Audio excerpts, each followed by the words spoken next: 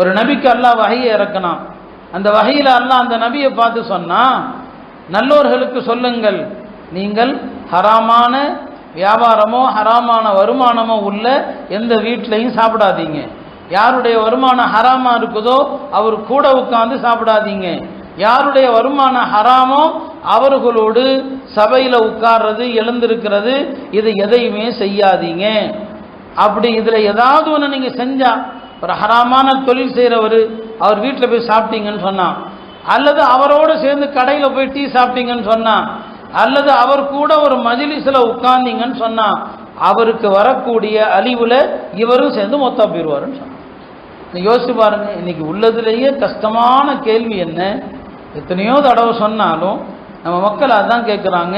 ஒரு கல்யாணம் வருது, சொந்தத்தில் கல்யாணம், நட்பு ஓட்டத்தில் கல்யாணம், அவர்கிட்ட ஹராமும் இருக்குது, அப்புறம் கூட ரெண்டு சேர்த்துக்கிட்டு கொஞ்சம் வாடகையும் இருக்குது, சாப்பிடலாமா கூடாதா? எல்லாமே ஹராம் தான். எல்லாமே இதுக்கு என்னதான் சொல்றது? மண்டை பிச்சுக்கிறது தவிர ஒரு வழியே கிடையாது. அப்போ ஒரேடியா விட்டர்னா அவ்வளோதான். அந்த நட்பும் வேண்டாம், அந்த உறவும் வேண்டாம். இதான் இந்த ஹதீஸ் சொல்லுது. போய் சாப்பிடாத, அவர் கூடவும் சாப்பிடாது, அவர் கூட உட்கார்ந்து டீ குடிக்காதேன்னு சொல்லுது, அவரோட சபையில் உட்காராதேன்னு சொல்லுது.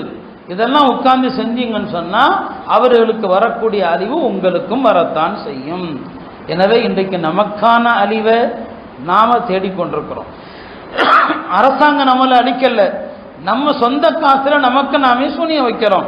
நாம செய்யக்கூடிய இந்த தவறுகள் தான், நம்முடைய இந்த பாவங்கள் தான் நம்மை அழிக்குது. இமாம் முஜாஹித் ரஹ்மத்துல்லாஹி அலைஹி அவங்க அழகா ஒரு விஷயம் சொன்னாங்க.